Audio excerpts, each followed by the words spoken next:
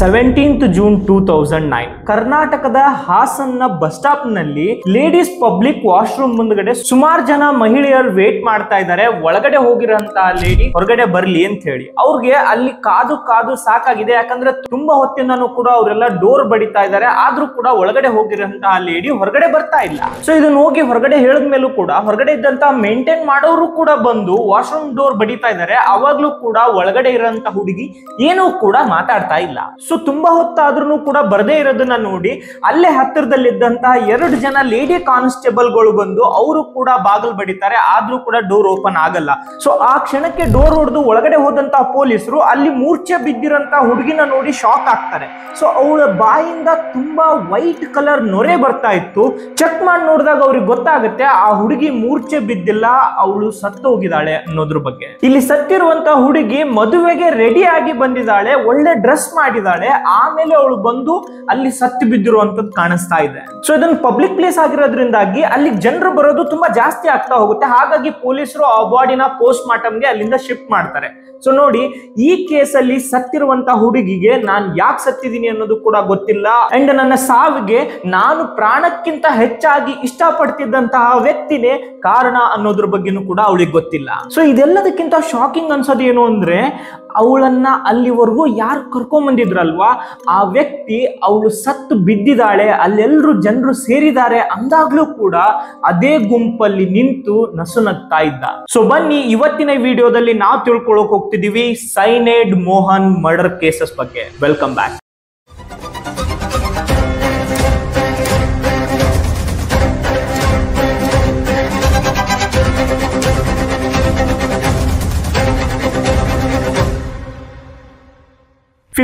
June 2009 ಬಂಟ್ವಾಳದ ಬೋರೆಮಾರು ಅನ್ನುವಂತ ಹಳ್ಳಿನಲ್ಲಿ 22 ವರ್ಷದ ಹುಡುಗಿ ಆದಂತಹ ಅನಿತಾ ಮನೆ ಬಿಟ್ಟು ಓಡೋಗಿರ್ತಾಳೆ. ಅವಳು ಕ್ಲಿಯರ್ ಆಗಿ ಒಂದು ಲೆಟರ್ ನ ಬರೆದಿಟ್ಟಿದ್ಲು, ನಾನು ಇಷ್ಟಪಟ್ಟಿದ್ದಂತಹ ಹುಡುಗನ ಜೊತೆಗೆ ಮದುವೆ ಆಗ್ಬೇಕು ಅನ್ನೋ ಕಾರಣದಿಂದಾಗಿ ನಾನು ಮನೆ ಬಿಟ್ಟು ಹೋಗ್ತಾ ಇದ್ದೀನಿ, ನನ್ನನ್ನು ಯಾರು ಕೂಡ ಹುಡುಕ್ಬೇಡಿ ಅಂತ ಹೇಳಿ. ಆದ್ರೆ ಇದೇ ಸಂದರ್ಭದಲ್ಲಿ ಅದೇ ಊರ್ನವನಾದಂತಹ ಒಬ್ಬ ಮುಸ್ಲಿಂ ಹುಡುಗ ಅಲಿ ಅಂತ ಹೇಳಿ ಅವನು ಕೂಡ ಮಿಸ್ಸಿಂಗ್ ಆಗಿರ್ತಾನೆ. ಎಕ್ಸಾಕ್ಟ್ ಆಗಿ ಅದೇ ಟೈಮ್ಗೆ ಮುಸ್ಲಿಂ ಹುಡುಗ ಊರಲ್ಲಿ ಇಲ್ಲದೆ ಇರೋದಕ್ಕೂ ಅನಿತಾ ಕೂಡ ಓಡ್ ಹೋಗಿರೋ ಲೆಟರ್ ನ ಬರೆದಿಟ್ಟಿರೋದಕ್ಕೂ ಕೂಡ ಅವರಿಬ್ರು ಒಟ್ಟಿಗೆ ಓಡ್ ಹೋಗಿದ್ದಾರೆ ಅಂತ ಅನ್ಕೊಂಡಿರಂತ ಜನರು ಇದನ್ನ ಒಂದು ಜಾತಿಗಳ ಜಗಳವನ್ನಾಗಿಟ್ಕೋತಾರೆ, ಮತ್ತೆ ಇದಕ್ಕೊಂದು ಲವ್ ಜಿಹಾದ್ ಆಂಗಲ್ ಕೂಡ ಕೊಡ್ತಾರೆ. ಸೊ ಇಲ್ಲಿ ಜನರ ಆಕ್ರೋಶ ಎಷ್ಟಿತ್ತು ಅಂದ್ರೆ, ಈ ಗುಂಪವರು ಆ ಗುಂಪ್ ಮೇಲೆ, ಆ ಗುಂಪವರು ಈ ಗುಂಪ್ ಮೇಲೆ ಜಗಳ ಆಡೋದಷ್ಟೇ ಅಲ್ದೇನೆ ಪೊಲೀಸ್ ಸ್ಟೇಷನ್ ಮುಂದೆ ಬಂದು ಪೊಲೀಸ್ ಸ್ಟೇಷನ್ ಕೂಡ ಮುತ್ತಿಗೆ ಹಾಕಿ ಪೊಲೀಸ್ ಸ್ಟೇಷನ್ಗೆ ಬೆಂಕಿ ಹಚ್ಚೋವರೆಗೂ ಕೂಡ ಹೋಗ್ತಾರೆ. ಆ ಟೈಮ್ ನಲ್ಲಿ ನಂಜುಂಡಯ್ಯ ಗೌಡ ಅನ್ನುವಂತ ಒಬ್ಬ ಸರ್ಕಲ್ ಇನ್ಸ್ಪೆಕ್ಟರ್ ಆ ಒಂದು ಸಿಚುವೇಶನ್ ನ ಕಂಟ್ರೋಲ್ ತಗೊಳ್ಳೋದು ಅಷ್ಟೇ ಅಲ್ಲದೆ ಒಂದು ಟೀಮ್ ನ ಅಲಾಟ್ ಮಾಡ್ತಾರೆ ಈ ಕೇಸ್ ನ ರಿಸಾಲ್ವ್ ಮಾಡ್ಲಿಕ್ಕೋಸ್ಕರ. ಪೊಲೀಸರು ತುಂಬಾ ಕಡೆಗೆ ಇನ್ವೆಸ್ಟಿಗೇಷನ್ ಸ್ಟಾರ್ಟ್ ಮಾಡಿ ಬೇರೆ ಬೇರೆ ಕಡೆಗೆ ಅಲಿ ಮತ್ತೆ ಅನಿತಾನ ಹುಡುಕಕ್ ಸ್ಟಾರ್ಟ್ ಮಾಡ್ತಾರೆ. ಬಟ್ ನೆಕ್ಸ್ಟ್ ಡೇ ಪೊಲೀಸ್ ಸ್ಟೇಷನ್ಗೆ ಅಲಿ ಬಂದು ಕುತ್ಕೊಂಡು ಹೇಳ್ತಾನೆ, ಸರ್ ನನಗೆ ನೀವು ಪ್ರೊಟೆಕ್ಷನ್ ಕೊಡಬೇಕು, ನನಗೆ ಬೇರೆಯವ್ರ ಕಡೆಯಿಂದ ಥ್ರೆಟ್ ಇದೆ ಅಂತ ಹೇಳಿ. ಸೊ ಹಳ್ಳಿಯವ್ರ ಕಡೆಯಿಂದ ಅಲಿಗೆ ಪ್ರಾಬ್ಲಮ್ ಇದೆ ಅಂತ ಗೊತ್ತಿದ್ದಂತಹ ಪೊಲೀಸರು ಆತನ ಪೊಲೀಸ್ ಸ್ಟೇಷನ್ ಅಲ್ಲಿ ಇಟ್ಕೊಂಡು ಇನ್ವೆಸ್ಟಿಗೇಷನ್ ಸ್ಟಾರ್ಟ್ ಮಾಡ್ತಾರೆ. ಅವಾಗ ಕೇಳ್ತಾರೆ ಎಲ್ಲಿದ್ದಾಳೆ ಅನಿತಾ, ಏನ್ ಮಾಡಿದೆ ಅಂತ ಹೇಳಿ. ಅವ್ನು ಹೇಳ್ತಾನೆ, ಸರ್ ನೋಡಿ ಅನಿತಾಗೂ ನನಗೂ ಯಾವುದೇ ತರನಾದಂತಹ ಸಂಬಂಧ ಇಲ್ಲ, ನಾನು ಅವ್ರ ಜೊತೆಗೆ ಯಾವುದೇ ಕಮ್ಯುನಿಕೇಶನ್ ಕೂಡ ಇಟ್ಕೊಂಡಿಲ್ಲ, ನನ್ನ ಕೆಲಸದ ಮೇಲೆ ನಾನು ಬೇರೆ ಕಡೆ ಹೋಗಿದ್ದೆ, ನಾನು ಬರೋದ್ರೊಳಗಡೆನೆ ಊರಲ್ಲಿರೋ ಜನ ತಪ್ಪಾಗಿ ತಿಳ್ಕೊಂಡಿದ್ದಾರೆ ಅಂತ ಹೇಳಿ. ಸೊ ಇವನು ಹೇಳ್ತಿರಂತಹ ವಿಷಯನ ವೆರಿಫಿಕೇಶನ್ ಮಾಡಿದಂತಹ ಪೊಲೀಸರಿಗೆ ಗೊತ್ತಾಗುತ್ತೆ, ಹೌದು ಇವನು 2 ದಿನದಿಂದ ಊರಲ್ಲಿ ಇರ್ಲಿಲ್ಲ, ಅವ್ನ ಕೆಲಸದ ಮೇಲೆ ಅವ್ನು ಹೊರಗಡೆ ಹೋಗಿದ್ದ ಅಂತ ಹೇಳಿ. ಮತ್ತೆ ಅವ್ನು ಹೋಗಿರೋ ಕೆಲಸದ ಬಗ್ಗೆ ಅವ್ನ ಎವಿಡೆನ್ಸ್ ಗಳನ್ನ ಪ್ರೊವೈಡ್ ಮಾಡಿದಾಗ ಈ ಕೇಸ್ಗೂ ಇವನ್ಗೂ ಯಾವುದೇ ಸಂಬಂಧ ಇಲ್ಲ ಅಂತ ಗೊತ್ತಾದಂತ ಪೊಲೀಸರು ಅವನ್ನ ವಾಪಸ್ ಮನೆ ಕಳಿಸ್ತಾರೆ. ಬಟ್ ಅಲ್ಲಿಗೆನೆ ಆ ಇನ್ವೆಸ್ಟಿಗೇಷನ್ ನಿಲ್ಸಕ್ ಆಗಲ್ಲ. ತುಂಬಾ ವಿವಾದದಿಂದಾಗಿ ಸ್ಟಾರ್ಟ್ ಆದಂತ ಇನ್ವೆಸ್ಟಿಗೇಷನ್ ಏನಿದೆ ಇದು ಅವಳನ್ನ ಕರ್ಕೊಂಡ್ಬಂದು ಅವಳು ನಾರ್ಮಲ್ ಆಗಿ ಅವಳ ಲೈಫ್ ನ ಅವಳು ಲೀಡ್ ಮಾಡ್ತಿದ್ದಾಳೆ ಅಂತ ಕ್ಲಾರಿಫೈ ಮಾಡೋವರ್ಗು ಕೂಡ ಎಂಡ್ ಅಂತ ಮಾಡೋ ಹಾಗಿರ್ಲಿಲ್ಲ. ಸೊ ಹಾಗಾಗಿ ಪೊಲೀಸರು ಮಿಸ್ಸಿಂಗ್ ಕಂಪ್ಲೇಂಟ್ ರಿಜಿಸ್ಟರ್ ಮಾಡ್ಕೊಂಡು ತಮ್ಮ ಏನ್ ಇನ್ವೆಸ್ಟಿಗೇಷನ್ ಇದೆ ಅದನ್ನ ಕಂಟಿನ್ಯೂ ಮಾಡ್ತಾರೆ. ಅವಳನ್ನ ಹುಡುಕ್ಬೇಕನ್ನೋ ಉದ್ದೇಶಕ್ಕೋಸ್ಕರ ಅವಳ ಫೋಟೋಸ್ ನ ಕರ್ನಾಟಕದ ಮೂಲೆ ಮೂಲೆಯಲ್ಲಿರುವಂತಹ ಪೊಲೀಸ್ ಸ್ಟೇಷನ್ ಗಳಿಗೆ ಫ್ಯಾಕ್ಸ್ ಮಾಡಲಾಗುತ್ತೆ. ಸೊ ಆ ಸಂದರ್ಭಕ್ಕೆ ಹಾಸನ್ ಪೊಲೀಸ್ ಸ್ಟೇಷನ್ ರೀಚ್ ಆದಂತಹ ಫೋಟೋನ ನೋಡಿಕೊಂಡು ಮತ್ತೆ ಅವರೊಟ್ಟಿಗೆ ಆಲ್ರೆಡಿ ಬಸ್ ಸ್ಟಾಪ್ ಅಲ್ಲಿ ಸಿಕ್ಕಿರಂತ ಒಂದು ಬಾಡಿ ಇರೋದ್ರಿಂದಾಗಿ ಅದಕ್ಕೆ ಕಂಪೇರ್ ಮಾಡಿ ನೋಡಿದಾಗ ಗೊತ್ತಾಗುತ್ತೆ ಆ ಫೋಟೋ 100% ಆ ಬಾಡಿಗೆ ಮ್ಯಾಚ್ ಆಗ್ತಿರುತ್ತೆ. ಆ ಬಾಡಿ ಬೇರೆ ಯಾರದ್ದು ಅಲ್ಲ, ಬಂಟ್ವಾಳದ 22 ವರ್ಷದ ಹುಡುಗಿ ಅನಿತಾದು. ಹಾಸನ್ ಪೊಲೀಸ್ ಸ್ಟೇಷನ್ ಅವರು ಆಲ್ರೆಡಿ ಪೋಸ್ಟ್ ಮಾರ್ಟಮ್ ರಿಪೋರ್ಟ್ ಮಾಡಿಸಿರೋದ್ರಿಂದಾಗಿ ಬಾಡಿ ಮತ್ತೆ ಪೋಸ್ಟ್ ಮಾರ್ಟಮ್ ರಿಪೋರ್ಟ್ ನ ಬಂಟ್ವಾಳ ಪೊಲೀಸ್ ಸ್ಟೇಷನ್ ಅವ್ರಿಗೆ ಹ್ಯಾಂಡ್ ಓವರ್ ಮಾಡ್ತಾರೆ. ನೋಡಿ, ಒಂದು ಮಿಸ್ಸಿಂಗ್ ಕೇಸ್ ಅಂತ ಸ್ಟಾರ್ಟ್ ಆಗಿದ್ದ ಕೇಸು ಈಗ ಅವಳ ಸಾವಿಗೆ ಬಂದು ನಿಂತ್ಕೊಂಡಿದೆ. ಅಂಡ್ ಈ ಕೇಸ್ ನ ಇಲ್ಲಿಗೆ ನಿಲ್ಲಿಸಬಹುದಾಗಿತ್ತು, ಬಟ್ ಇಲ್ಲಿ ಪೊಲೀಸರು ತುಂಬಾ ಸೂಕ್ಷ್ಮವಾಗಿ ಈ ಕೇಸ್ ನ ತಗೋತಾರೆ. ಇಫ್ ಇನ್ ಕೇಸ್ ಅವಳೇನಾದ್ರೂ ಸಾಯ್ಲೇಬೇಕು ಅನ್ನೋದಾಗಿದ್ರೆ 100 ಕಿಲೋಮೀಟರ್ ದೂರದಿಂದ ಬಂಟ್ವಾಳದಿಂದ ಹಾಸನ್ಗೆ ಹೋಗಿ ಹಾಸನಲ್ಲಿ ಏನಕ್ಕೆ ಸಾಯ್ಬೇಕಾಗಿತ್ತು? ಮತ್ತೆ ಅವಳು ಸತ್ತಿರುವಾಗ ತೆಗೆದಿರುವಂತಹ ಫೋಟೋಸ್ ನ ನೋಡಿದಂತಹ ಪೊಲೀಸರಿಗೆ ಅರ್ಥ ಆಗುತ್ತೆ ಅವಳೊಂದು ಮದುಮಗಳ ತರ ಡ್ರೆಸ್ ಮಾಡ್ಕೊಂಡಿದ್ದಾಳೆ. ಅದ್ರ ಒಟ್ಟಿಗೆ ಸಿಮಿಲರ್ ಇದೇ ತರದ ಕೇಸ್ಗಳನ್ನ ನೋಡಿದಾಗ ಪೊಲೀಸರಿಗೆ ಗೊತ್ತಾಗುತ್ತೆ ಕರ್ನಾಟಕದಲ್ಲಿ ಸುಮಾರು 20ಕ್ಕೂ ಹೆಚ್ಚು ಡೆಡ್ ಬಾಡಿಗಳು ಇದೇ ತರ ಬಸ್ ಸ್ಟಾಪ್ ನ ವಾಶ್ರೂಮ್ ನಲ್ಲಿ ಅನ್ಕಾನ್ಸಿಯಸ್ ಆಗಿ ಬಿದ್ದು ಸತ್ತಿರುವಂತ ಹುಡುಗಿಯರ ಡೆಡ್ ಬಾಡಿಗಳು ಸಿಕ್ಕಿದಾವೆ ಅಂತ ಹೇಳಿ. ಅದ್ರ ಒಟ್ಟಿಗೆನೆ ಅನಿತಾಳ ಫಾರೆನ್ಸಿಕ್ ಡಿಪಾರ್ಟ್ಮೆಂಟ್ ನವರು ಕೊಟ್ಟಿರುವಂತಹ ರಿಪೋರ್ಟ್ ನೋಡಿದಂತಹ ಪೊಲೀಸರಿಗೆ ಶಾಕ್ ಆಗುತ್ತೆ ಅವಳು ಸೈನೈಡ್ ಕ್ಯಾಪ್ಸೂಲ್ಸ್ ನ ತಗೊಂಡು ಸತ್ತಿದ್ದಾಳೆ ಅಂತ ಹೇಳಿ. ಅಂಡ್ ಆಲ್ಸೋ ನಾನೇನ್ ಮೆನ್ಷನ್ ಮಾಡಿದೆ 20 ಬಾಡಿಗಳು ಬೇರೆ ಬೇರೆ ಕಡೆನೂ ಇದೇ ತರ ಸಿಕ್ಕಿದಾವೆ ಅಂತ ಹೇಳಿ. ಅವ್ರ ಎಲ್ಲರ ಬಾಡಿನಲ್ಲೂ ಕೂಡ ಇದೇ ಸೈನೈಡ್ ಕ್ಯಾಪ್ಸೂಲ್ ಇಂದಾನೆ ಸತ್ತಿದ್ದಾರೆ ಅಂತ ಹೇಳಿ ಪೋಸ್ಟ್ ಮಾರ್ಟಮ್ ರಿಪೋರ್ಟ್ ಬಂದಿರುತ್ತೆ. ಸೊ ಇದು ಪೊಲೀಸರಿಗೆ ತುಂಬಾನೇ ಸಸ್ಪಿಷಿಯಸ್ ಅನ್ಸುತ್ತೆ. ಇದು ಎಲ್ಲದೂ ಕೂಡ ಸೇಮ್ ಪ್ಯಾಟರ್ನ್ ಇರೋದ್ರಿಂದಾಗಿ ಇದನ್ನ ಒಂದು ಸೀರಿಯಲ್ ಕಿಲ್ಲರ್ ಮಾಡಿರ್ಬೋದು ಅನ್ನಂತಹ ಕನ್ಕ್ಲೂಷನ್ ಬಂದಂತಹ ಪೊಲೀಸರು ಮತ್ತೆ ತಮ್ಮ ಟೀಮ್ ನ ಅನೌನ್ಸ್ ಮಾಡಿಕೊಂಡು ತಮ್ಮ ಇನ್ವೆಸ್ಟಿಗೇಷನ್ ನ ಕಂಟಿನ್ಯೂ ಮಾಡ್ತಾರೆ. ಪೊಲೀಸರು ತಮ್ಮ ಇನ್ವೆಸ್ಟಿಗೇಷನ್ ನ ಭಾಗವಾಗಿ ಅವಳು ಮೊಬೈಲ್ ನಲ್ಲಿ ಯಾರ್ಯಾರ ಜೊತೆ ಕೋಆರ್ಡಿನೇಟ್ ಮಾಡ್ತಾ ಇದ್ಲು ಅಂತ ಹೇಳಿ ಅವಳ ಕಾಲ್ ಡೀಟೇಲ್ಸ್ ನ ತೆಗೆಸಿ ನೋಡ್ತಾರೆ. ಅವಾಗ ಅವ್ರಿಗೆ ಗೊತ್ತಾಗುತ್ತೆ ಒಂದು ಮೊಬೈಲ್ ನಂಬರ್ ಜೊತೆಗೆ ಅವಳು ತುಂಬಾ ಮಾತಾಡ್ತಾ ಇರ್ತಾಳೆ. ತುಂಬಾ ಅಂದ್ರೆ ಯಾವ ಮಟ್ಟಿಗೆ ಇವನ್ ಬಾಯ್ ಫ್ರೆಂಡ್ ಗರ್ಲ್ ಫ್ರೆಂಡ್ ಗಿಂತಾನು ಕೂಡ ಹೆಚ್ಚು ಅನ್ಬೋದು, ಅಷ್ಟು ಆ ಮೊಬೈಲ್ ನಂಬರ್ ಜೊತೆ ಮಾತಾಡ್ತಾ ಇರ್ತಾಳೆ. ಸೊ ಆ ಮೊಬೈಲ್ ನಂಬರ್ ನ ಡೀಟೇಲ್ಸ್ ತೆಗೆಸಿದಾಗ ಗೊತ್ತಾಗುತ್ತೆ ಆ ನಂಬರ್ ಬಂದು ಕಾವೇರಿ ಅನ್ನುವಂತ ಹುಡುಗಿ ಹೆಸರಲ್ಲಿ ಇರುತ್ತೆ. ಮತ್ತೆ ಪೊಲೀಸರು ಆ ನಂಬರಿಗೆ ಕಾಲ್ ಮಾಡಿದಾಗ ಯಾವಾಗ್ಲೂ ಕೂಡ ಆ ನಂಬರ್ ನಾಟ್ ರೀಚಬಲ್ ಆಗಿದೆ ಅಂತ ಹೇಳಿ ಬರ್ತಾ ಇರುತ್ತೆ. ತಡ ಮಾಡೋದ್ ಬೇಡ ಅಂತ ಹೇಳಿ ನಂತರ ಆ ಕಾವೇರಿ ಫ್ಯಾಮಿಲಿನ ಕಾಂಟ್ಯಾಕ್ಟ್ ಮಾಡಿದಂತಹ ಪೊಲೀಸರಿಗೆ ಶಾಕಿಂಗ್ಲಿ ಗೊತ್ತಾಗುತ್ತೆ 17th ಮಾರ್ಚ್ 2009ಗೆ ಕಾವೇರಿ ಮಿಸ್ಸಿಂಗ್ ಆಗಿದ್ದಾಳೆ ಅಂತ ಹೇಳಿ. ಬಂಟ್ವಾಳದಲ್ಲಿ ಮಿಸ್ ಆದಂತಹ ಅನಿತನ್ನ ಹುಡ್ಕೊಂಡ್ ಬಂದಂತಹ ಪೊಲೀಸರು ಈಗ ಕಾವೇರಿಗೆ ಬಂದು ನಿಂತ್ಕೊಂಡಿದ್ದಾರೆ. ಕಾವೇರಿನೂ ಕೂಡ ಮಿಸ್ಸಿಂಗ್ ಆಗಿದ್ದಾಳೆ. ನೆಕ್ಸ್ಟ್ ಪೊಲೀಸರು ಅಲ್ಲಿಗೆ ನಿಲ್ಸಲ್ಲ, Kaveri mobile number call records ನ ತೆಗೆಸಿ ನೋಡ್ತಾರೆ. ಕಾವೇರಿನೂ ಕೂಡ ತುಂಬಾ ಮಾತಾಡ್ತಾ ಇದ್ಲು ಇದೇ ತರನಾಗಿ ಇನ್ನ 2 ಜನದ ಜೊತೆಗೆ ಅಂತ ಹೇಳಿ. ಆ 2 ನಂಬರ್ಗಳ ಡೀಟೇಲ್ಸ್ ಕೂಡ ಪೊಲೀಸರು ತೆಗೆಸಿ ನೋಡ್ತಾರೆ. ಅವಾಗ ಅವ್ರಿಗೆ ಗೊತ್ತಾಗುತ್ತೆ ಒಂದು ಕರ್ನಾಟಕದ ಪುತ್ತೂರಿನ ವಿನಿತಾ ಅಂತ ಆದ್ರೆ ಇನ್ನೊಂದು ಕಾಸರಗೋಡಿನ ಪುಷ್ಪ ಅಂತ ಹೇಳಿ ಅವ್ರಿಗೆ ಗೊತ್ತಾಗುತ್ತೆ. ಸೊ ಅವರಿಬ್ಬರ ಅಡ್ರೆಸ್ ಸಿಕ್ಕ ನಂತರ ಸ್ಥಳಕ್ಕೆ ಹೋದಂತಹ ಪೊಲೀಸರಿಗೆ ಶಾಕಿಂಗ್ ಅನ್ನೋ ತರ ಅಲ್ಲಿ ಹೋದ್ಮೇಲೂ ಕೂಡ ಸೇಮ್ ರೀಸನ್ ಅವರಿಬ್ರು ಕೂಡ ಮಿಸ್ಸಿಂಗ್ ಆಗಿದ್ದಾರೆ. ಸೊ ಪೊಲೀಸರಿಗೆ ಈ ಸಂದರ್ಭಕ್ಕೆ ಗೊತ್ತಾಗಿತ್ತು ಇದು ಜಸ್ಟ್ ಮಿಸ್ಸಿಂಗ್ ಕೇಸ್ಗಳಷ್ಟೇ ಅಲ್ಲ, ಇದರಲ್ಲಿ ಏನೋ ಒಂದು ದೊಡ್ಡ ಕ್ರೈಮ್ ಅಡಗಿದೆ ಅಂತ ಹೇಳಿ. ಸೊ ಅವಾಗ ಪೊಲೀಸರು ವಿನಿತಾ ಮತ್ತೆ ಪುಷ್ಪ ಅವರ ನಂಬರ್ ಕಾಲ್ ಡೀಟೇಲ್ಸ್ ನ ತೆಗೆಸಿ ಆ ಎಲ್ಲಾ ಡೀಟೇಲ್ಗಳನ್ನ ನೋಡ್ತಾ ಹೋದಂಗೆ ಇದೇ ತರನಾಗಿ 1 ನಂಬರ್ ಇಂದ ಇನ್ನೊಂದು ನಂಬರ್ಗೆ ಲಿಂಕ್ ಇರೋಂತಹ ನಂಬರ್ಗಳನ್ನ ನೋಡಿದಾಗ ಇದೊಂದು ಸಿಸ್ಟಮೆಟಿಕ್ ಚೈನ್ ತರಾನೇ ಸುಮಾರು 20ಕ್ಕೂ ಹೆಚ್ಚು ಮಿಸ್ಸಿಂಗ್ ಕೇಸ್ಗಳು ಪೊಲೀಸರ ಎದುರುಗಡೆಗೆ ಬರುತ್ತೆ. ಇವರೆಲ್ಲರ ಮಿಸ್ಸಿಂಗಿಗೆ ಕಾರಣವಾದಂತಹ ವ್ಯಕ್ತಿ ಎಷ್ಟರ ಮಟ್ಟಿಗೆ ಜಾಣ ಆಗಿದ್ದ ಅಂದ್ರೆ ಎಲ್ಲೂ ಕೂಡ ಒಂದು ಸಣ್ಣ ಸುಳುವನ್ನು ಕೂಡ ಆತ ಬಿಟ್ಟು ಹೋಗಿರ್ಲಿಲ್ಲ. ಪೊಲೀಸರಿಗೆ ಇದೊಂದು ದೊಡ್ಡ ಯಕ್ಷ ಪ್ರಶ್ನೆ ಆಗಿತ್ತು, ಹೇಗೆ ಅವನವರೆಗೂ ಮುಟ್ಟಬೇಕು ಅನ್ನೋದು. ಸೊ ಆ ಸಂದರ್ಭಕ್ಕೆ ಪೊಲೀಸರಿಗೆ ಒಂದು ಸಣ್ಣ ಕ್ಲೂ ಸಿಗುತ್ತೆ. ಏನು ಅಂದ್ರೆ ಈ ಎಲ್ಲಾ ಸಿಮ್ಗಳನ್ನ ಏನ್ ಆತ ಯೂಸ್ ಮಾಡ್ತಾ ಇದ್ದಾನೆ ಒಬ್ರಿಂದ ಒಬ್ರಿಗೆ ಕಾಲ್ ಮಾಡಿ ಮಾತಾಡ್ಲಿಕ್ಕೆ ಬೇರೆಯವರ ಸಿಮ್ಗಳನ್ನ ಅವೆಲ್ಲವನ್ನು ಯೂಸ್ ಮಾಡ್ತಾ ಇರೋದು ಒಂದೇ ಮೊಬೈಲ್ ಫೋನ್ ನಲ್ಲಿ ಅಂತ ಹೇಳಿ. ಆ ಮೊಬೈಲ್ ಫೋನ್ ನ IMEI ನಂಬರ್ ನ ಯೂಸ್ ಮಾಡಿಕೊಂಡು ಆ ಮೊಬೈಲ್ ನಲ್ಲಿ ಈಗ ಯಾವ ಸಿಮ್ ಇದೆ ಅಂತ ಕಂಡಿಡದಂತಹ ಪೊಲೀಸರು ಆ ನಂಬರ್ ನ ಟ್ರ್ಯಾಕ್ ಮಾಡಿದಂತಹ ಪೊಲೀಸರು ಗೊತ್ತಾಗುತ್ತೆ ಸದ್ಯಕ್ಕೆ ಆ ನಂಬರ್ ಕರ್ನಾಟಕದ ಮಂಗಳೂರಿನ ದರಲ್ಕಟ್ಟೆ ಅನ್ನುವಲ್ಲಿ ಇದೆ ಅನ್ನೋದ್ರ ಬಗ್ಗೆ. ಅಲ್ಲಿ ಹೋದಂತಹ ಪೊಲೀಸರಿಗೆ ಆ ಮೊಬೈಲ್ ಒಬ್ಬ ಹುಡುಗನ ಕೈಯಲ್ಲಿ ಸಿಗುತ್ತೆ. ಯಾರ್ದಿದು ಮೊಬೈಲ್ ಅಂತ ಹೇಳಿ ಕೇಳಿದಾಗ ಆ ಹುಡುಗ ಹೇಳ್ತಾನೆ ಈ ಮೊಬೈಲ್ ನಂದಲ್ಲ, ಇದು ಬಂದು ನಮ್ಮ ಮಾವಂದು ಅಂತ ಹೇಳಿ. ಯಾರು ನಿಮ್ಮ ಮಾವ ಅಂತ ಕೇಳಿದಾಗ ಆ ಹುಡುಗ ಹೇಳ್ತಾನೆ ಮೋಹನ್ ಕುಮಾರ್ ವಿವೇಕಾನಂದ ಅಂತ ಹೇಳಿ. ಮೋಹನ್ ಕುಮಾರ್ ವಿವೇಕಾನಂದ ಹೆಸರು ನೋಡಿ ಹೇಗಿದೆ.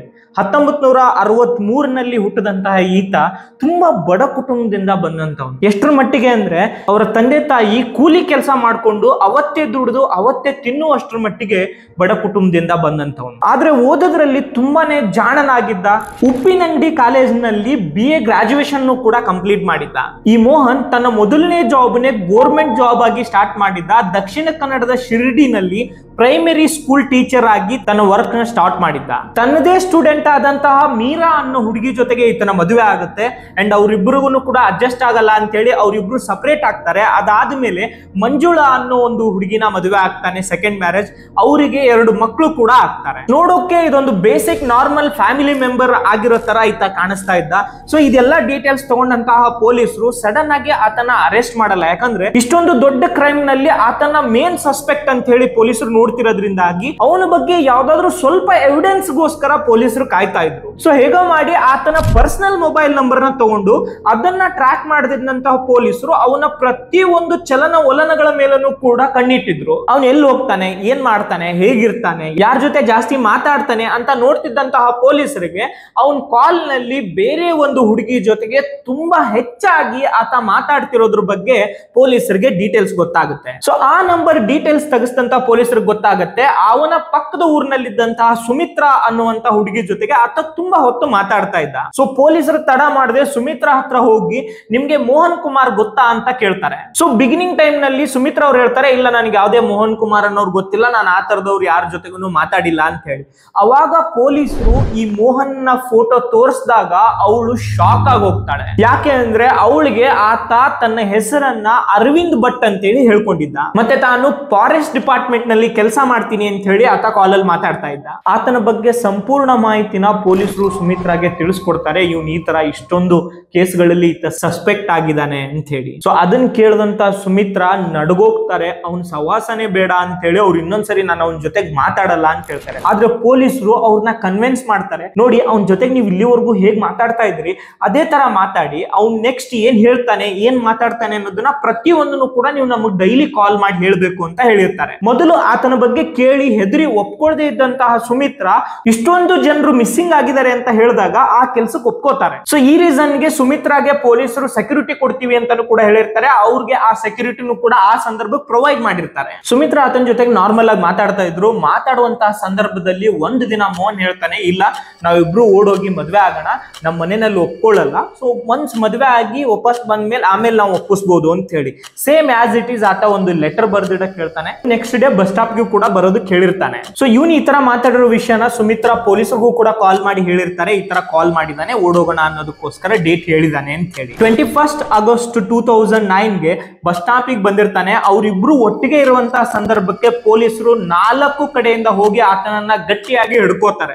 ಸೊ ಆ ಸಂದರ್ಭಕ್ಕೆ ಆತನ ಬ್ಯಾಗ್ ಚೆಕ್ ಮಾಡಿದಂತಹ ಪೊಲೀಸರಿಗೆ ಶಾಕ್ ಆಗುತ್ತೆ. ಆತನ ಒಟ್ಟಿಗೆ ಸೈನೈಡ್ ಕ್ಯಾಪ್ಸಲ್ಸ್ ಒಟ್ಟಿಗೆನೆ ಸುಮಾರು 4 ಮೊಬೈಲ್ಗಳನ್ನು ಕೂಡ ಸೀಸ್ ಮಾಡಿರ್ತಾರೆ. ಈ ಮೋಹನ್ ನ ಪೊಲೀಸರು ಅರೆಸ್ಟ್ ಮಾಡಿದಾಗ ಆತ ತುಂಬಾ ಈಸಿಯಾಗಿ ತನ್ನ ಎಲ್ಲಾ ವಿಷಯಗಳನ್ನು ಕೂಡ ಪೊಲೀಸರ ಹತ್ರ ಅಕ್ಸೆಪ್ಟ್ ಮಾಡ್ಕೊಂತಾನೆ, ಎಲ್ಲ ಎಕ್ಸ್ಪ್ಲೇನ್ ಮಾಡ್ತಾನೆ. ಹಿಂಗೆ ನಾನೊಂದು 20 ರಿಂದ 35 ವಯಸ್ಸಿನ ಹುಡುಗಿಯರನ್ನ ಎಷ್ಟು ಜನರನ್ನ ಕರ್ಕೊಂಡು ಹೋಗಿದ್ದೀನಿ, ಯಾವ್ಯಾವ ರೀತಿ ಸಾಯಿಸಿದೀನಿ ಅಂತ ಹೇಳಿ ಆತ ಹೇಳ್ತಿದ್ದಂತಹ ಸ್ಟೋರಿಗಳನ್ನ ಕೇಳಿ ಒಂದು ಕ್ಷಣಕ್ಕೆ ಪೊಲೀಸರೇ ದಂಗಾಗೋಗಿರ್ತಾರೆ. ಈತ ನಾರ್ಮಲ್ ಆಗಿ ಹುಡುಗಿಯರನ್ನ ಪರಿಚಯ ಮಾಡ್ಕೊಂಡ್ಮೇಲೆ ಬೇಸಿಕ್ ಡೀಟೇಲ್ಸ್ ಅವ್ರ ಕಡೆಯಿಂದ ತಗೊಂಡು ಅವರ ಡೀಟೇಲ್ಸ್ ಗೆ ಮ್ಯಾಚ್ ಆಗೋ ತರನೇ ತನ್ನ ಡೀಟೇಲ್ಸ್ ನ ಹೇಳ್ತಾ ಇದ್ದ. ಅವ್ರ ಕಾಸ್ಟ್ ಆಗಿರ್ಬೋದು, ಅವ್ರ ಊರ್ ಆಗಿರ್ಬೋದು, ಇಫ್ ಇನ್ ಕೇಸ್ ಅವಳಿಗೆ ಯಾವ ರೀತಿಯ ಜಾಬ್ನವ್ರು ಇಷ್ಟ ಆಗ್ತಾರೆ ಎಲ್ಲದನ್ನು ತಿಳ್ಕೊಂಡು ಬೇಸ್ಡ್ ಆನ್ ದಟ್ ಅವಳಿಗೆ ತನ್ನ ಬಗ್ಗೆ ತಾನು ತಿಳಿಸ್ಕೊಡ್ತಾ ಇದ್ದ. ಅತಿ ಹೆಚ್ಚಾಗಿ ಈತ ತಾನು ಫಾರೆಸ್ಟ್ ಡಿಪಾರ್ಟ್ಮೆಂಟ್ ನಲ್ಲಿ ಗೌರ್ಮೆಂಟ್ ಜಾಬ್ ಅಲ್ಲಿ ಇದೀನಿ ಅನ್ನೋದನ್ನೇ ಹೇಳ್ತಾ ಇದ್ದ.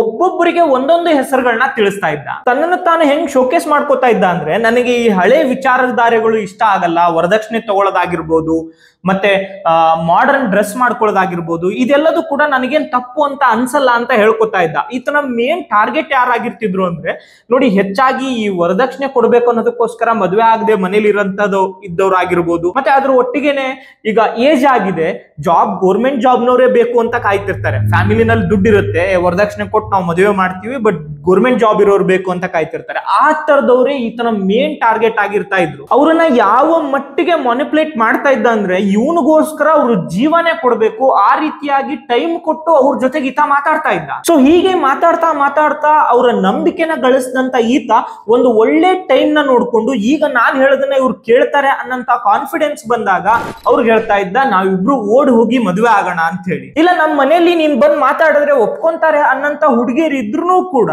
ಅವ್ರಿಗೆ ಹೇಳ್ತಾ ಇದ್ದ, ನಿಮ್ ಮನೇಲಿ ಒಪ್ಕೋತಾರೆ, ನಮ್ಮ ಮನೇಲಿ ಒಪ್ಕೊಳ್ಳೋದು ಕಷ್ಟ, ಹಾಗಾಗಿ ಮದುವೆ ಆಗಿ ಬಂದ್ಮೇಲೆ ಆಮೇಲೆ ಕನ್ವಿನ್ಸ್ ಮಾಡ್ಕೊಳ್ಳೋಣ ಅಂತ ಹೇಳಿ. ಸೊ ಒಂದು ಡೇಟ್ ನ ಫಿಕ್ಸ್ ಮಾಡ್ಕೊಂಡು ಅವ್ರಿಗೆ ಹೇಳ್ತಾ ಇದ್ದ, ನೀನು ಒಂದು ಲೆಟರ್ ಬರ್ದಿಡು ನಿಮ್ ಮನೆಯಲ್ಲಿ ಇದ್ದವ್ರಿಗೆ, ಅವ್ರು ಗಾಬರಿ ಆಗ್ಬಾರ್ದು, ನೀವು ನನ್ನ ಹುಡುಕ್ಬೇಡಿ, ನಾನ್ ಮದ್ವೆ ಆಗ್ತಿದೀನಿ, ನಾನು ಇಷ್ಟಪಟ್ಟವ್ನ್ ಮದ್ವೆ ಆಗ್ತಿದೀನಿ, ಒನ್ಸ್ ನಮ್ ಲೈಫ್ ಚೆನ್ನಾಗಿ ನಡೀತಿದೆ ಅಂದಾಗ ಮತ್ತೆ ಬೇಕಾದ್ರೆ ನಾನು ಬರ್ತೀನಿ ಅನ್ನೋದ್ರ ಬಗ್ಗೆ ಬರ್ದಿಡಕ್ ಹೇಳ್ತಾ ಇದ್ದ. ಅಂಡ್ ನಾವು ಬೇರೆ ಕಡೆ ಹೋಗಿ ಒಂದ್ ಒಳ್ಳೆ ಸುಖ ಸಂಸಾರ ಕಟ್ಕೋತಿದೀವಿ ಅಂದ್ರೆ ದುಡ್ಡಿನ ಅವಶ್ಯಕತೆನೂ ಕೂಡ ಬೀಳುತ್ತೆ. ಸೊ ಹಾಗಾಗಿ ಮನೇಲಿರುವಂತಹ ಸ್ವಲ್ಪ ಕ್ಯಾಶ್ ಆಗ್ಬೋದು, ಗೋಲ್ಡ್ ಆಗ್ಬೋದು, ಏನಾದ್ರೂ ಇದ್ರೆ ತಗೊಂಡು ಬಾ ಅಂತಾನು ಕೂಡ ಈತ ಕನ್ವಿನ್ಸ್ ಮಾಡಿರ್ತಾ ಇದ್ದ. ಸೊ ಈತನ ಮಾತನ್ನ ನಂಬದಂತ ಹುಡುಗಿಯರು ತಮ್ಮ ಮನೆಯಲ್ಲಿ ಇದ್ದಂತಹ ಗೋಲ್ಡ್ ಮತ್ತೆ ಕ್ಯಾಶ್ ನ ತಗೊಂಡು ಮನೇಲಿ ಒಂದ್ ಲೆಟರ್ ಬರ್ದಿಟ್ಟು ಅನಿತಾ ಹೇಗೆ ಮನೆಯಿಂದ ಬಂದಿದ್ರು ಅದೇ ತರಾನೇ ಮನೆ ಬಿಟ್ಟು ಬಂದಿರ್ತಾರೆ. ಒನ್ಸ್ ಅವ್ರ ಅದೆಲ್ಲ ತಗೊಂಡ್ ಬಂದ್ಮೇಲೆ ಆತ ಸುಮಾರು 150-200 ಕಿಲೋಮೀಟರ್ ದೂರದಲ್ಲಿರಂತ ಊರುಗಳಿಗೆ ಕರ್ಕೊಂಡು ಹೋಗ್ತಾ ಇದ್ದ. ಲೈಕ್ ಈಗ ಆತ ದಕ್ಷಿಣ ಕನ್ನಡದವನಾಗಿರೋದ್ರಿಂದಾಗಿ ಮೈಸೂರು, ಬೆಂಗಳೂರು, ಹಾಸನ್ ಈತನ ಮೇನ್ ಪ್ಲೇಸ್ ಗಳಾಗಿರ್ತಾ ಇತ್ತು. ಸೊ ಅದೇ ತರಾನೇ ಅನಿತಾನ ಆತ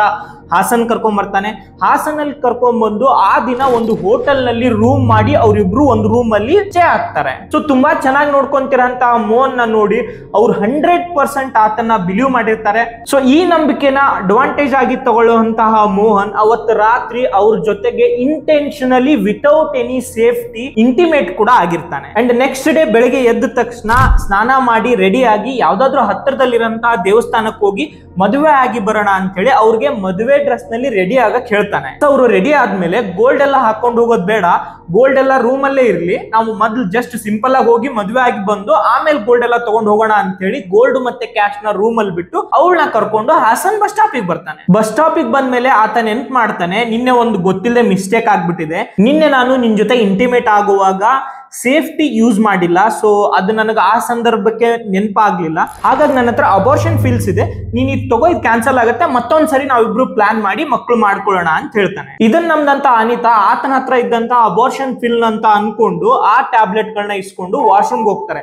ವಾಶ್ರೂಮ್ ಹೋಗೋಕ್ಕಿಂತ ಮುಂಚೆನೆ ಈತ ಹೇಳಿರ್ತಾನೆ, ಈ ಟ್ಯಾಬ್ಲೆಟ್ ಗಳನ್ನ ತಗೊಂಡಾಗ ವಾಮಿಟ್ ಬರೋ ಫೀಲ್ ಆಗುತ್ತೆ, ಹಾಗಾಗಿ ನೀನ್ ವಾಶ್ರೂಮ್ ಒಳಗಡೆ ಹೋದ ಮೇಲೆ ತಗೋ ಅಂತಾನೆ ಈತ ಹೇಳಿರ್ತಾನೆ. ಸೊ ಒಳಗಡೆ ಹೋದಂತ ಅನಿತಾ ತಾನು ಅಬೋರ್ಷನ್ ಫಿಲ್ ತಗೋತಿದೀನಿ ಅಂತ ಅನ್ಕೊಂಡು ಸೈನೈಡ್ ಕ್ಯಾಪ್ಸೂಲ್ ಗಳನ್ನ ತಗೊಂಡಿರ್ತಾಳೆ. ಸೊ ಇದೆಲ್ಲ ಆಗುವಾಗ ಈ ಮೋಹನ್ ವಾಶ್ರೂಮ್ ಇಂದ ಹೊರಗಡೆನೆ ವೇಟ್ ಮಾಡ್ತಾ ಇರ್ತಾನೆ. ಸೊ ಜನರೆಲ್ಲ ಕೂಡಿ ಅವಳು ಸತ್ತೋಗಿದ್ದಾಳೆ ಅನ್ನೋ ಕನ್ಫರ್ಮೇಶನ್ ಬಂದ ಮೇಲೆ ಅಲ್ಲಿಂದ ಹೋಟೆಲ್ಗೆ ಹೋಗಿ ಗೋಲ್ಡ್ ಮತ್ತೆ ಕ್ಯಾಶ್ ನ ತಗೊಂಡು ತಮ್ಮ ಊರಿಗೆ ತಾನು ರಿಟರ್ನ್ ಆಗ್ತಾ ಇರ್ತಾನೆ. ಸೊ ಇದೆಲ್ಲ ಕೇಳಿದಂತಹ ಪೊಲೀಸರು ಆ ಕ್ಷಣಕ್ಕೆ ಮೂಕ ಸ್ತಬ್ಧರಾಗಿದ್ರು ಅಂತಾನೆ ಹೇಳ್ಬೋದು.